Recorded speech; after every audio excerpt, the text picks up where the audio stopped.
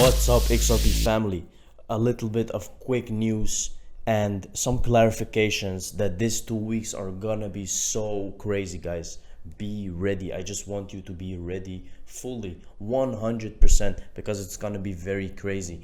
So take a look at this. Stephen W. Huber tweeted out this amazing tweet and very much to the point, and I will show you what it means. In the next 2 weeks, Ripple will settle with the SEC. In June, Flare Networks will be launched, and the Bank of International Settlements, together with central banks, will discuss a future, more inclusive and greener global financial system under the slogan Green Swan. Now, why is he saying this and what does it mean? I will show you in the video. Before we dig in, guys, don't forget to subscribe, like the video. Let's dig in. So the first thing I want to bring your attention to is the Green Swan event. What does it mean? I will show you. So first we go to the XRP Ledger website. We have how green is your currency. Now here, this is a carbon calculator where you can see how green XRP really is. So this is number of transactions and this is energy consumption of Portugal comparing 100 million transactions in 2019. Now Bitcoin uses all the light of Portugal for 100 million transactions and more. Ethereum uses 4.29 billion. As you can see, it's a small bit of Portugal. It's not a lot. Here you can see XRP. Take a look, guys. It's just a dot for 100 million transactions in 2019. It's crazy.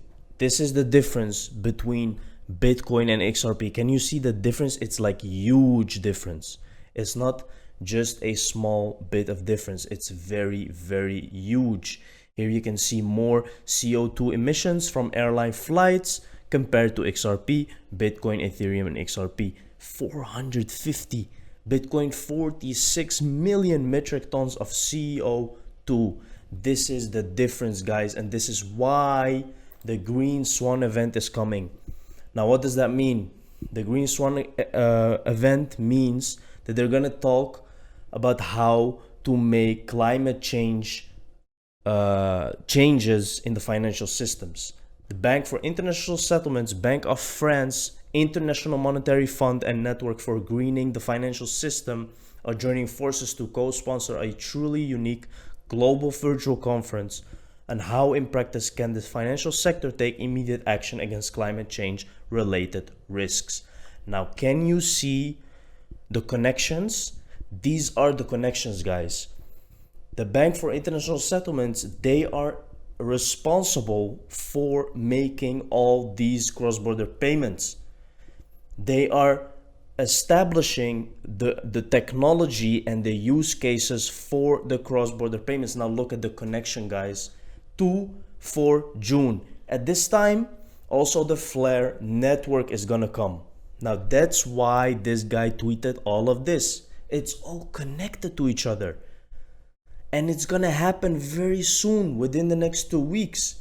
We have the settlement coming, 21 of May, if there will be a settlement, which I think there will be. There will be some kind of decision that we will know what's gonna happen. And now we have also this. Emil Troy, Coinbase president and COO, says she wouldn't be surprised if there was something bigger behind Elon Musk's decision to hold Tesla payments by Bitcoin. Let's take a look. Elon Musk just abruptly announced that Tesla will stop accepting Bitcoin as a form of payment. Crypto markets losing hundreds of millions of dollars just on the back of that tweet. What's your take on that? Is there something wrong with that picture? There's so many misconceptions, I think, about the space. And I think there's something like 75% plus of miners are actually using renewable energy right now to mine. I welcome Elon and brilliant minds like him kind of seeding these dialogues because I think it helps us drive forward more and more sustainable innovation. You're seeing right now we're moving from a proof of work to a proof of stake type of mechanism. That's something like ETH2 and others are using. And when they do that, that's a way that we're driving more renewable energy. But in any case, I also say, I just want to say, like, I do think that there are a lot of other industries and devices that consume a lot more energy than Bitcoin. And so you have to put things into perspective. Like Christmas lights and dryers and game consoles. So it put things in perspective, but we want to have these dialogues and we want Elon to participate. I wouldn't be surprised if there's something bigger behind that. Now, can you see what she says? I wouldn't be surprised if there was something bigger behind Elon Musk's decision. Now, there's definitely something bigger behind it, and a lot of people think that he's just talking about XRP and will soon reveal why he's gonna use XRP as a payment or anything that has to do with XRP. I recommend you guys to check this Ripple drop. It's very interesting. David Schwartz on XRP Ledger, he's gonna talk about some stuff about the XRP Ledger, how it started and everything. I really recommend you to check that, guys. It's really important.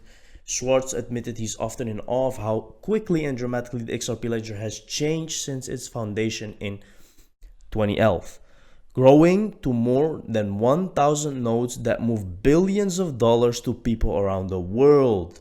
Now, guys, this is not something small. This is very big.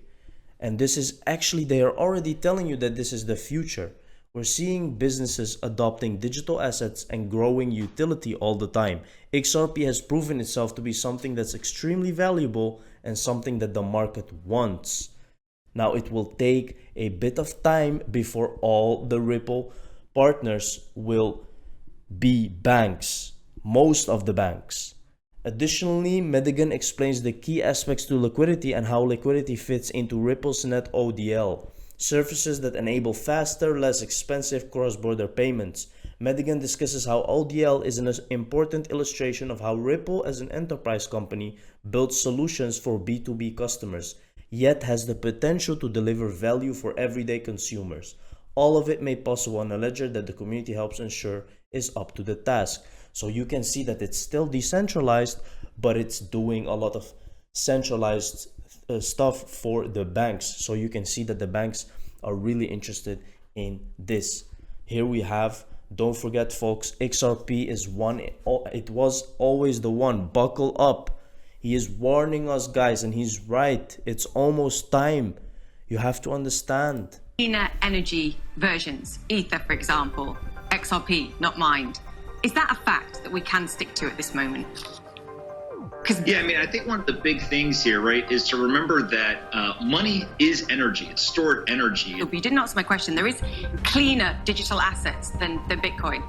We're clear on that. And I think that's important for people to understand whether you love Bitcoin or not, or you like other digital assets or not. Ryan, proof of work doesn't work. Finish, please. And in the early days of Bitcoin, there was a whole group of developers that broke off to create other assets, XRP being one of them, that doesn't use mining, that's cheaper from an energy perspective than Visa, and already scales to 1,500 transactions. Jay Clayton, under his leadership, decided to bring this lawsuit, and we're going to defend ourselves. We think it's so important, and as Commissioner Peirce has said, it's so important for the industry to have clarity. Innovation here in the United States, in some ways, is on trial. We want innovation here in the U.S. around crypto, around blockchain to thrive. The Securities Clarity Act, which provides straightforward regulations for digital assets by clarifying that a digital token is separate from the securities offering that it was a part of.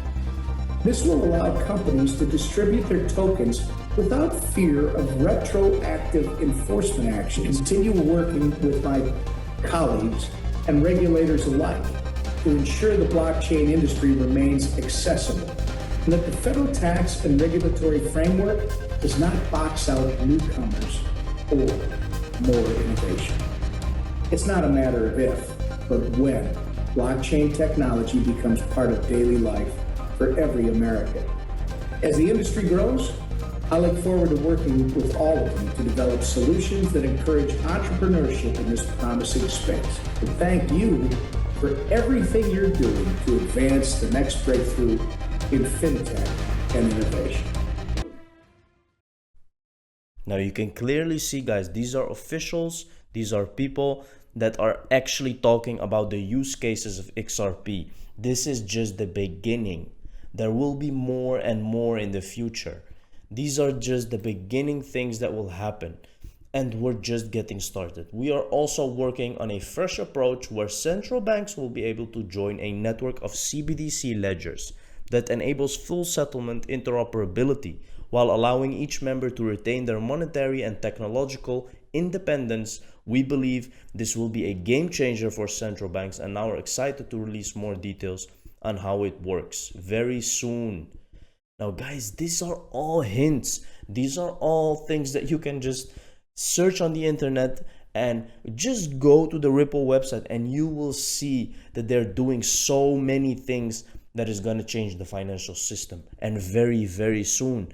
So you have to pay attention, and XRP is making moves, and soon it will not be as cheap anymore as it was. We have been talking about this since XRP was 60 cents, guys. And I've been paying attention to XRP for almost over 2 years. They think XRP is not a security. Corey Johnson, former chief strategist, under a fair application of the Howey test and the SEC's presently expanding analysis, XRP should not be regulated as a security, but instead considered a currency or a medium of exchange. Medium of exchange means a bridge asset. Now, this is someone from the Trading Commission, CFTS. He knows what he's saying, guys. It's not a security. That's very clear. And on the 21st, we're gonna get some more clarity. Thank you for watching the video, guys. I hope you liked it. Don't forget to like it. Cheers. See you in the next one.